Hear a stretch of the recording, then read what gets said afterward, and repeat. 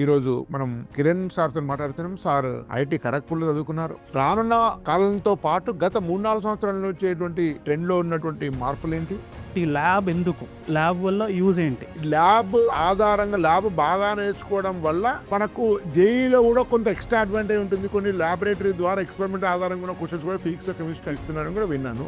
ఒక real life scenario ఇచ్చేసి ఇదేంటి అని అడిగినప్పుడు వాళ్ళకి అతన్ని ఆ రియల్ లైఫ్ సినారియోని ప్రాబ్లమ్గా బ్రేక్ డౌన్ చేయాలని అంటే విజువలైజేషన్ రావాలి. ఈ ల్యాబ్ ద్వారా మనకు ప్రాక్టికల్స్ కోసం అనుకుంటారు. ల్యాబ్ పేరెంట్ లేదా ఈ ల్యాబ్ చేయకుండా మార్కులు 60కి 60 వస్తున్నాయి కదా, ల్యాబ్ ఎందుకు అనే పాయింట్ ఆఫ్ వ్యూ ఉంది.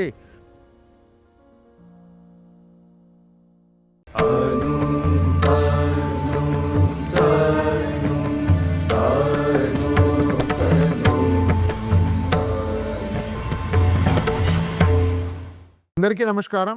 ఎస్బీఆర్ టాక్స్ ఛానల్ స్వాగతం.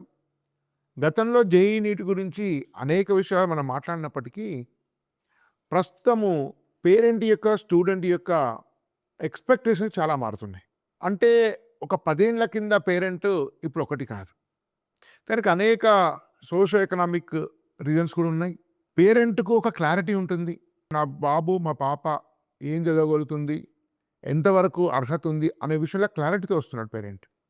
అదేవిధంగా గతంలో లాగా ఎంత స్ట్రెస్ అయినా సరే, నిద్ర లేకపోయినా సరే, ఫుడ్ బాగా లేకపోయినా సరే నేను అక్కడే చేయాలి, కష్టపడాలి అనే మనస్తత్వం నుంచి మా పిల్లలు కంఫర్ట్గా ఉండాలి, బాగా నేర్చుకోవాలి, అది కూడా జీవితానికి పనికొచ్చి నేర్చుకోవాలి, అదే మీకు మంచి కొంత రిలాక్స్గా ఉండాలి, హోమ్సిక్ కాకూడదు, ఆరోగ్యం బాగుండాలి అని ఆలోచిస్తూ ఇది ఉంటూనే మంచి రిజల్ట్స్ రావాలని కోరుకునేటువంటి పేరెంట్స్ సంఖ్య పెరిగింది. ఈ నేపథ్యంలో రానున్న కాలంతో పాటు గత 3-4 సంవత్సరాల నుంచి వచ్చేటువంటి ఈ ట్రెండ్లో ఉన్నటువంటి మార్పులు ఏంటి? అదేవిధంగా జేఈ లాంటి ఎగ్జామ్స్ కూడా అనూహ్య మార్పులకు లోనవుతుంది రానున్న కాలంలో. నేషనల్ ఎడ్యుకేషన్ పాలసీ, ఇతర ఆర్టిఫిషియల్ ఇంటెలిజెన్స్ ప్రభావం వల్ల.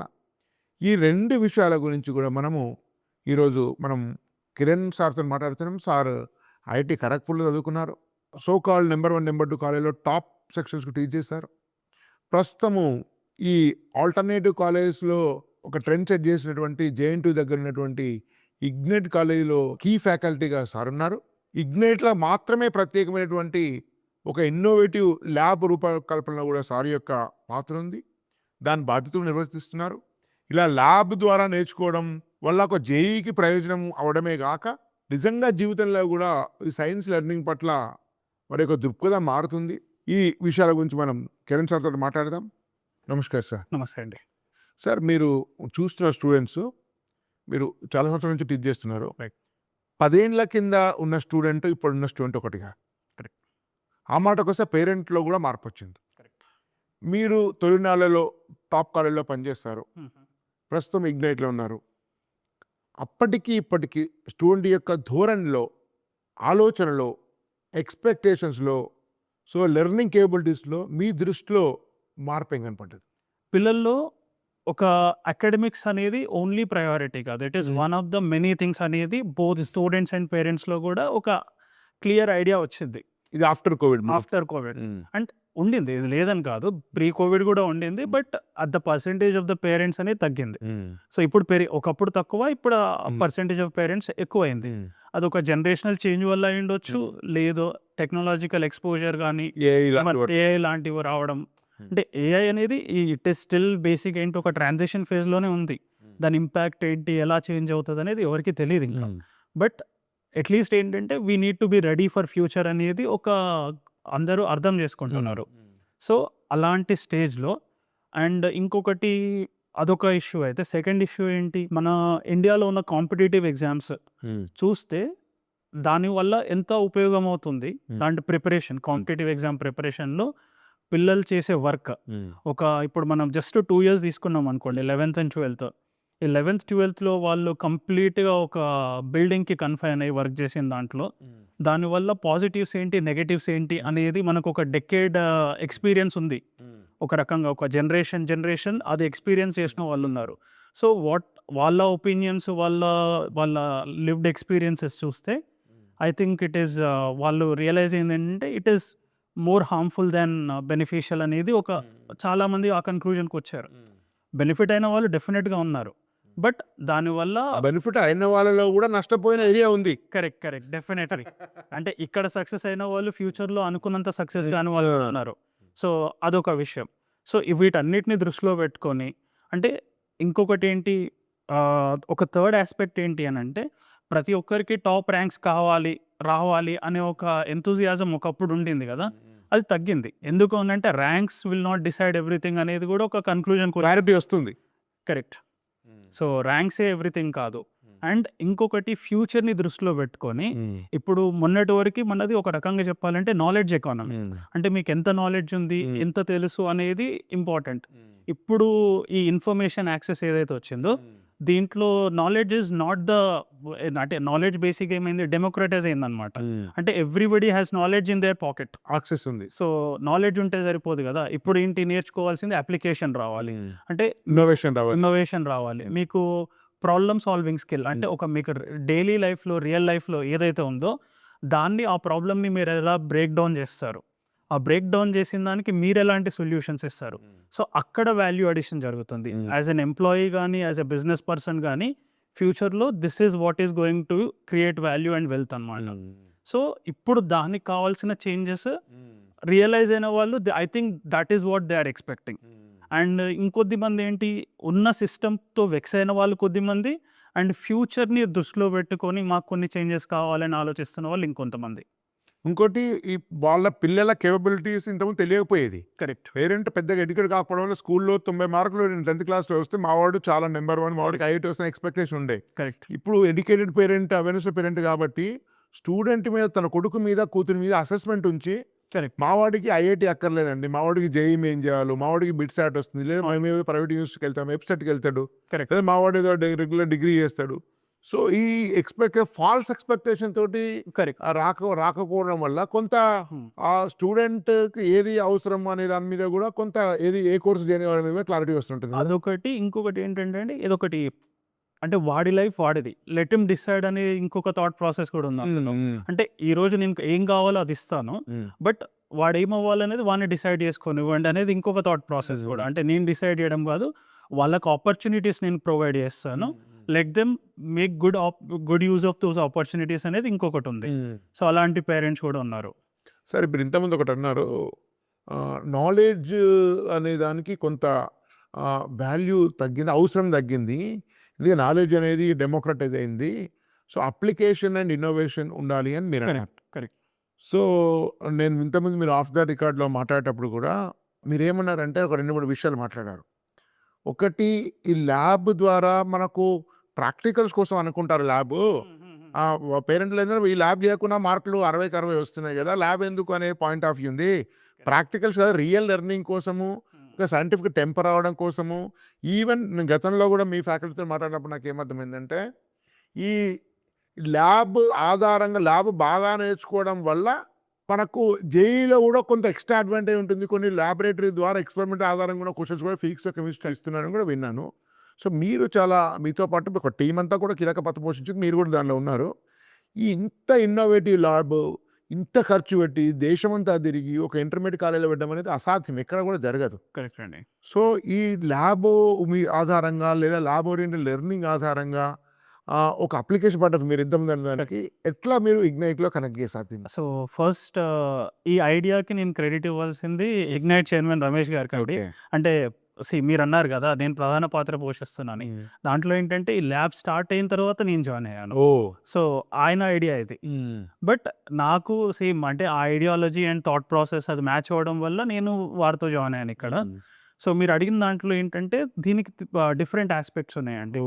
ఏంటి ల్యాబ్ ఎందుకు అండ్ ల్యాబ్ వల్ల యూజ్ ఏంటి. ఫస్ట్ అండ్ ఫార్మోస్ట్ ఏంటి అని అంటే మేము ఒక యూజువల్గా మీరు ఒక student different kinds of students ఉంటారు 11th 12th అంటే మీరు ఒక 3 కేటగిరీస్ చెప్పమంటే ఎలా చెప్తారండి మీరు? ఫస్ట్ ర్యాంకర్స్, మార్క్స్ వస్తాయి, టాపర్స్ అవుతారు వీళ్ళు. సెకండ్ ఏంటంటే ఒక యావరేజ్ స్టూడెంట్. థర్డ్ ఏంటంటే ఒక 1-2 months తర్వాత జాయిన్ అయిన 1-2 months తర్వాత దే విల్ లూజ్ ఇంట్రెస్ట్ అనమాట. ఇంకా వాడికి చదవాలని ఇంట్రెస్ట్ పోయి ఉంటుంది. సో వీళ్ళు 3 కేటగిరీస్ ఉన్నారు. ఇప్పుడు ఈ 3 కేటగిరీస్కి మీరు జనరల్గా ఒక క్లాస్ రూమ్లో ఒకే క్లాస్ రూమ్లో కూర్చోబెట్టి ఒకే ఫ్యాకల్టీతో చెప్పిస్తే మీకు ఎంత అడ్వాంటేజ్ యూజ్ ఉంటుందో? అంటే ఎవరికి బెనిఫిట్ అవ్వదు. కానీ ల్యాబ్ ఏంటి అని అంటే ఈ 3 కేటగిరీస్కి ఒకే ల్యాబ్లో వీ కెన్ మేక్ గుడ్ అంటే వాళ్ళకి ఒక చాలా మంచి బెనిఫిట్ మనం క్రియేట్ చేయొచ్చు. ఎలా? ఇప్పుడు టాప్ స్టూడెంట్ ఉన్నాడు. టాప్ స్టూడెంట్‌కి ఏంటి ప్రాబ్లమ్ సాల్వింగ్ ఇష్యూ కాదు. కానీ ఇప్పుడు రియల్ లైఫ్‌లో దాన్ని మనం ఒక రియల్ లైఫ్ సిట్యుయేషన్ ఇచ్చామనుకోండి, దాన్ని యాక్చువల్‌గా ఒక ప్రాబ్లమ్ లాగా బ్రేక్ డౌన్ చేసి ఎలా చేయడం. అంటే రియల్ లైఫ్‌లో ఎలా అవుతుందని విజువలైజేషన్ వాడికి ఇవ్వడం. అది మనం ల్యాబ్ ద్వారా చేయొచ్చు. రైట్? సెకండ్, ఒక యావరేజ్ స్టూడెంట్‌కి ఏమవుతుంది, మేజర్ ప్రాబ్లమ్ ఎక్కడొస్తుంది అనంటే ప్రాబ్లమ్ సాల్వింగ్. ఇప్పుడు జేఈఈ, నీట్ లాంటి కాంపిటీటివ్ ఎగ్జామ్స్‌లో బిగ్గెస్ట్ ఇప్పుడు రీసెంట్‌గా జరుగుతున్న ఎగ్జామ్స్‌లో ఏం చేశారంటే, రీసెంట్‌గా జరిగిన నీట్‌లో ఒక రియల్ లైఫ్ సినారియో ఇచ్చేసి, ఒక ఏంటి ఈ వాల్యూ ఇంత, ఈ వాల్యూ ఇంత ఇది కనుక్కో అనడం కాకుండా, ఒక రియల్ లైఫ్ సినారియో ఇచ్చేసి ఇదేంటి అని అడిగినప్పుడు, వాళ్ళకి అతన్ని ఆ రియల్ లైఫ్ సినారియోని ప్రాబ్లమ్‌గా బ్రేక్ డౌన్ చేయాలనంటే విజువలైజేషన్ రావాలి. ఆ విజువలైజేషన్ అనేది ఈ ల్యాబ్‌లో మేము చేసి చూపియగలుగుతాం. అంటే they will see how it works. ఇది ఎలా అవుతుంది? ఇలా చేస్తే ఏమవుతది? అంటే వాళ్ళు ఎక్స్‌ప్లోర్ చేయగలుగుతారు ఇంకా ఫర్దర్‌గా. అండ్ థర్డ్ కేటగరీ వీళ్ళకేంటి మనం చెప్పే క్లాసే అర్థం కాదు. అంటే మీరెంత మంచి ఫ్యాకల్టీ అయినా వాళ్ళ లోపల ఆపర్చునిటీ ఉండాలి. యాప్టిట్యూడ్ అనడం కాదండి. వాళ్ళకి ఆ ఇంట్రెస్ట్ పోయింది. అదేనండి. వాళ్ళకి యాప్టిట్యూడ్ ఉండొచ్చు. కానీ వాళ్ళకి ఇంట్రెస్ట్ పోయింది. సో, ఇక్కడ మీకు కళ్ళ ముందు కనిపిస్తాయి. ఇప్పుడు ఒకటి ఇది ఏదో అద్భుతం జరుగుతుంది అన్నట్టుగా అనిపించిందనుకోండి, మీకు ఇంట్రెస్ట్ క్రియేట్ అవుతుంది కదా! సో, ఆ యాస్పెక్ట్‌లో ఈ కేటగరీ ఆఫ్ స్టూడెంట్స్ కూడా ఏంటంటే మళ్ళీ there is a chance that we can reignite the interest in the subject. So, సబ్జెక్ట్‌లో ఇంట్రెస్ట్‌ని రీఇగ్నైట్ చేయడం అనేది మనకి ఇంకొక అదర్ యాస్పెక్ట్ ఇందులో. సో, ఈ 3 కేటగరీస్ ఆఫ్ స్టూడెంట్స్ కూడా క్యాటర్ అయ్యేలాగా ల్యాబ్ ఉంటుందనేది మా ఉద్దేశ్యం ఇక్కడ. అదే నేను డిగ్రీ చదువుకునేటప్పుడు బ్యూరెడ్ పిప్పట్ అని ఊకే వస్తే అది ఏదో పెద్ద వస్తువు, ఇది ఏదో అదేదో రాకెట్ సైన్స్ తీసుకొస్తే ఇది పెట్టి ఇది బ్యూరెడ్ అని చెప్పి ఓహో ఇంతే నా అనిపించేది అన్నట్టు. సో సో పరీక్ష నాళిక అన్నప్పుడు అది ఏదో అనుకున్నా చిన్నది.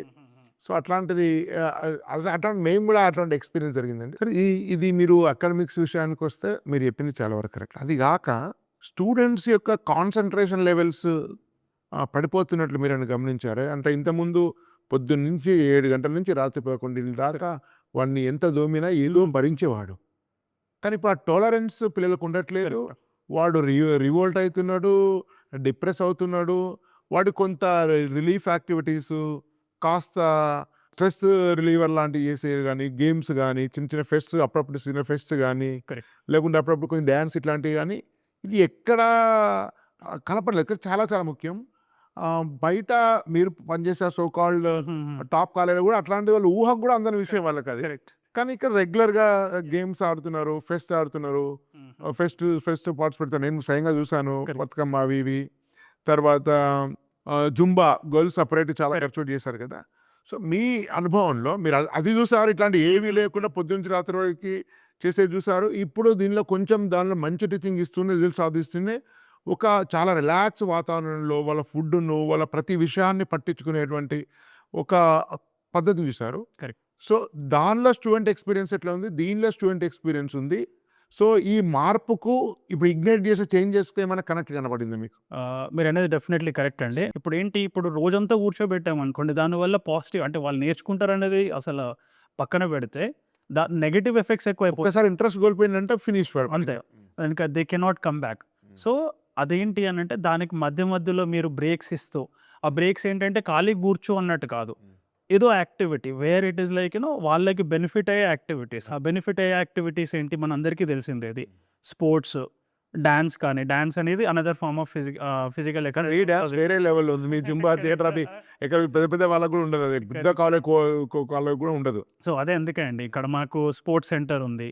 Every month once like no academics day. బేసిక్గా ఏంటంటే కంప్లీట్గా ఒక మనకు స్పోర్ట్స్ నో బ్యాగ్స్ డే లాగా no academics day, completely one day they will be like going to a sports centre. ఇప్పుడు స్పోర్ట్స్ అకాడమీకి వెళ్ళి అక్కడ ఫుల్ డే వాళ్ళు they will be playing there. And ఇంకొకటి ఏంటి, డాన్స్ బేసిక్గా. సో అదొక జుంబా సెంటర్ ఉంది విత్ ట్రైనర్ అనమాట. సో అదొకటి ఉంది మనకి. అండ్ స్కూల్ పిల్లల యొక్క హ్యాపీనెస్లో కానీ మీ లెర్నింగ్ లెవెల్స్ కానీ డిఫరెన్స్ ఏం చేశారండి? మేబీ ఒక రోజుకు యావరేజ్గా వారానికి ఒక 4-5 గంటలు మీ వీటికి కేటాయిస్తున్నారు. సో కాల్డ్ నెంబర్ 1 అని చెప్పిన కార్యాలు అది 1 నిమిషం కేటాయించారు. అంటే ఈ 4 గంటలు చదువు తగ్గడం వల్ల పెర్ఫార్మెన్స్ తగ్గుతుందా? ఈ 4 గంటలు ఒక స్ట్రెస్ రిలీఫ్ యాక్టివిటీస్ లా ఉండడం వల్ల పెర్ఫార్మెన్స్ పెరుగుతుంది. మీరు కరెక్టే లేదు, రెండిట్లో పనిచేస్తారు మీరు. కరెక్ట్. సో, బేసిక్ ఏంటంటే మనం అందరు జనరల్‌గా ఉండే పర్సెప్షన్ ఏంటంటే, మనకు అంటే ఓవరాల్‌గా ఏంటి ఒక జనరేషన్ బ్యాక్‌కెళ్తే నువ్వు కష్టపడు అనేది చాలా ఇంపార్టెంట్ అనమాట. కష్టపడు ఎక్కువ గంటలు అంటే కష్టపడడం అంటే ఎక్కువ గంటలు చేయడం అనేది ఒక ఫిలాసఫీ ఉండింది మన దగ్గర. కానీ ఇవాళ అది కాదు. ప్రొడక్టివిటీ అనేది more important. Exactly. So, productivity అంటే ఒక గంట సేపు చదివావు. ఆ గంటలు ఎంత చదివావు అనేది ఇంపార్టెంట్ గానీ ఎంత శ్రద్ధగా అనేది ఇంపార్టెంట్. అంతేగాని నువ్వు 4 గంటల్లో కూర్చొని బుక్ ముందు కూర్చోబెట్టుకొని చేస్తే మాత్రం దానివల్ల ఉపయోగం లేదు కదా! సో పేరెంట్ కూడా మెచ్యూరిటీ వచ్చింది, దానివల్ల లాభం ఉండదనే మెచ్యూరిటీ పేరెంట్కి వచ్చింది. కరెక్ట్. సో, ఇప్పుడేంటి అనంటే వాళ్ళకి ఇది 2 రకాలుగా వర్క్ అవుతదండి. ఒక రిలాక్సేషన్ అవుతుంది. ఇంకొకటి మోటివేషన్ లాగా అవుతది. ఇప్పుడేంటి నేను ఓకే. ఇది ఇప్పుడు జనరల్‌గా ఏమవుతారంటే మనం ఒక ట్రీట్ అంటాం చూసారా? జనరల్‌గా నేను ఇంతసేపు పని చేశాను. కాబట్టి నన్ను నేను నేను రిలాక్స్ అవ్వాలి. లేకపోతే నాకు నేను రివార్డ్ చేసుకోవాలి అనే ఫిలాసఫీలో చూస్తే నేను ఇంతసేపు వర్క్ చేశాను ఇవాళ. ఇంతసేపు చేశాను కాబట్టి let me go and play. Let me go and dance. So, ఆ 2 రకాలుగా పిల్లల్ని ఏంటంటే ఇది మోటివేట్ చేయడానికి, రిలాక్స్ అవ్వడానికి 2 రకాలుగా ఇది యూజ్ అవుతుంది. సార్ ఇప్పుడు యాక్చువల్గా గత 20 ఏళ్ళ నుంచి ఒక ట్రెండ్ ఏం కొనసాగుతుందంటే, అంటే పేరెంట్, కాలేజ్ మేనేజ్మెంట్స్ అందరు ఫాలో అయింది ఏంటంటే 6వ తరగతి నుంచి 12వ తరగతి లేదా 8వ తరగతి నుంచి 12వ తరగతి దాకా ఆటల్ని, పాటల్ని, ఎంటర్టైన్మెంట్ను అనుకుంటే మొత్తాన్ని దూరం చేసి ఒక బిల్డింగ్లో బంధించేసి వాడిని మొత్తం చదువు చెప్తే మీకు ఐఐటీలు, నీట్లు వస్తాయి అనేది ఒక తరం నమ్మిందండి. కరెక్ట్. ఒక తరం నమ్మింది, అది అమలు చేశారు, కొంత సక్సెస్ కూడా అయ్యారు. కరెక్ట్. వాస్తవమే. ఈ మొత్తం కంటెక్స్ట్లో Correct. స్టూడెంట్ ఏ విధంగా మారాలి, పేరెంట్ కూడా ఏ విధమైన విషయాలు కాలేజ్ నుంచి ఎక్స్పెక్ట్ చేయాలి, ఏ విధమైన విషయాలు టీచింగ్ నుంచి, మెంటర్స్ నుంచి ఎక్స్పెక్ట్ చేయాలి అనే విషయంలో మీ అభిప్రాయం ఏంటి? సో, మీరన్నది కరెక్ట్ అండి. అంటే మీరన్నట్టుగా ఒక నాలెడ్జ్ బేస్ ఎకానమీ, నాలెడ్జ్ బేస్డ్‌గా ఏదైతే జాబ్స్ వచ్చావో అది పోయింది. ఇప్పుడు కావాల్సింది ఇన్నోవేషన్. ఈ రోజు కూడా హై స్కిల్ జాబ్స్ ఉన్నాయి. అవును. మనకి లో స్కిల్ జాబ్స్ లేకపోతే నాలెడ్జ్ బేస్డ్ జాబ్స్ ఇవి తగ్గిపోతున్నాయి. బట్ హై స్కిల్ జాబ్స్‌కి చాలా డిమాండ్. అంటే ఆ స్కిల్స్ ఉన్న వాళ్ళకి ఈరోజు హై స్కిల్ కావచ్చు, రేర్ స్కిల్ కావచ్చు. కొన్ని హై స్కిల్ కాకుండా కూడా రేర్ స్కిల్ అది. కరెక్ట్. సో, ఆ 2 ఉన్నాయి. అండ్ ఇంకొకటి ఎంటర్‌ప్రెన్యూర్‌షిప్ అనేది చాలా పెరిగిపోయింది. అంటే కొంచెం వాళ్ళకి ఐడియా ఉన్నా కూడా, కొంచెం ఎబిలిటీ ఉన్న వాళ్ళంతా కూడా ఏంటి, దే ఆర్ బిల్డింగ్ ప్రొడక్ట్స్. ఇప్పుడు ఇవాళ మన దగ్గర చూస్తే మేక్ ఇన్ ఇండియా అనే కాన్సెప్ట్‌లో ఏంటి, చాలా వరకు అన్నీ దే ఆర్ బిల్డింగ్ ప్రొడక్ట్స్. ఇప్పుడు ఈవెన్ ఆపరేషన్ సింధూర్‌లో తీసుకుంటే యూజ్ చేసిన డ్రోన్స్ అన్నీ ఎక్కడివండి? ఇప్పుడు ఒకటి హైదరాబాద్‌లో బిల్డ్ అయినాయి. అవన్నీ స్టార్టప్స్. Yeah. ఒకటి major important skill for future ఏంటి అనంటే లైఫ్ లాంగ్ లెర్నింగ్. బేసిక్ ఏంటంటే లెర్నింగ్ ఎబిలిటీ బిల్డ్ అవ్వాలి. అంటే సెల్ఫ్ లెర్నింగ్. ఇప్పుడు ఈవెన్ ఎలాన్ మస్క్ ఉన్నాడండి. ఇప్పుడు రీసెంట్‌గా ఒక వీడియో చూసాను నేను అతనిది. ఆయన అడిగారు ఏంటి what is the most important skills అని అంటే ఆయన చెప్తాడు ఫస్ట్ ప్రిన్సిపల్స్ థింకింగ్ అని. అంటే ఎనీ ప్రాబ్లమ్ మీరు ఒక సిచ్యువేషన్‌ని గానీ, ప్రాబ్లమ్‌ని గానీ చూస్తే ఫండమెంటల్ లెవెల్‌లో అసలు ఏంటి అనే బ్రేక్ లోతులకెళ్ళి చూడడం. చూడడం. అబ్సల్యూట్లీ కరెక్ట్ అండి. అక్కడి నుంచి స్టార్ట్ చేయడం. సో, మనం ఎంటైర్ అప్రోచ్ ఏంటి అనంటే అదే ఉండాలి. అండ్ ఇక్కడ పిల్లలకి మనం నేర్పించాల్సింది మీరు అన్నాం కదా, కంట్రోల్డ్ ఎన్విరాన్మెంట్ అనంటే వాళ్ళకి వాళ్ళేం చేయాలో మనం డిసైడ్ చేయడం కాదు. వాళ్ళు ఏం చేయొచ్చో మనం వాళ్ళకి ఆ వే చూపియాలి. Exactly. So, controlled so finding the aptitudes, showing the direction. Direction అంతే. Thank you very much sir. చాలా చాలా అద్భుతమైన విషయం చెప్పారు.